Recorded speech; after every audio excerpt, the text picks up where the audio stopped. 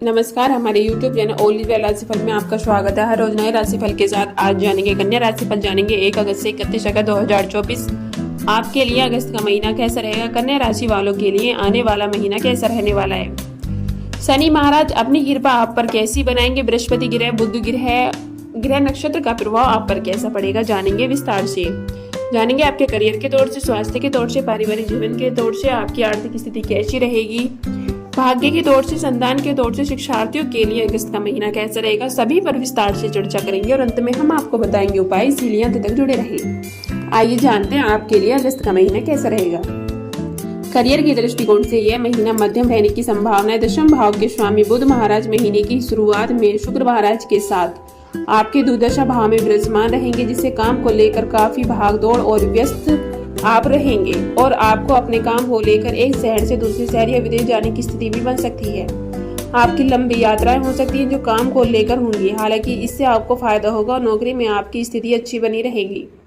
छठे भाव में शनि महाराज अपनी ही राशि के होकर वक्री अवस्था में विराजमान है, जो बताते हैं कि आपको अपने कार्य क्षेत्र में कठिन प्रयास और संघर्ष करना पड़ेगा। आपके ऊपर काम का दबाव भी रहेगा, इसीलिए आपको एक अच्छी सफलता प्राप्त हो पाएगी। व्यापार करने वाले जातकों की बात करें तो यह महीना थोड़ा अच्छा नहीं रहेगा, क्योंकि पूरे महीने शनि महाराज आपके शतम भाव में विराजमान है, जिससे आपके व्यावसायिक साझेदार निरंकुश रहेंगे। वे अपनी तरफ से निर्णय लेना शुरू कर देंगे, जल्दबाजी में आकर कुछ गलत निर्णय भी ले सकते हैं। यदि आपकी आर्थिक स्थिति को देखा जाए तो महीने की शुरुआत में सूर्य महाराज आपके एक दशा भाव में विराजमान रहकर अच्छी आर्थिक आमदनी आपको प्राप्त कराएंगे। आर्थिक स्थिति में बढ़ोतरी होगी, जिससे आपका आर्थिक स्तर भी मजबूत होगा।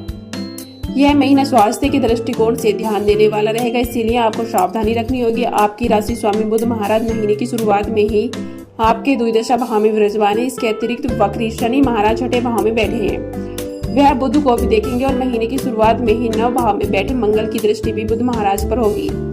यह सभी ग्रह स्थितियां बताते हैं कि आपका स्वास्थ्य इस महीने की शुरुआत में कुछ कमजोर हो सकता है, इसीलिए आपको अपने स्वास्थ्य पर ध्यान देना होगा। यदि आप किसी प्रेम संबंध में हैं तो महीने की शुरुआत कमजोर है, क्योंकि पंचम भाव के स्वामी शनि महाराज छठे भाव में वक्री अवस्था में विराजमान है। पंचम भाव पर सूर्य महाराज का प्रभाव रहेगा, जिससे आप और आपके प्रियतम के बीच अहम का टकराव हो सकता है। हालांकि द्विदशा भाव में शुक्र और बुध की स्थिति रहेगी, जिनका प्रभाव आपके 5वें भाव पर शनि का प्रभाव पड़ेगा, जिससे बीच बीच में प्रेम की बातें भी होंगी। और सबसे अच्छी बात तो यह होगी कि 9 भाव में बैठे बृहस्पति महाराज अपनी पूर्ण नव दृष्टि से आपके प्रेम संबंध की रक्षा करेंगे।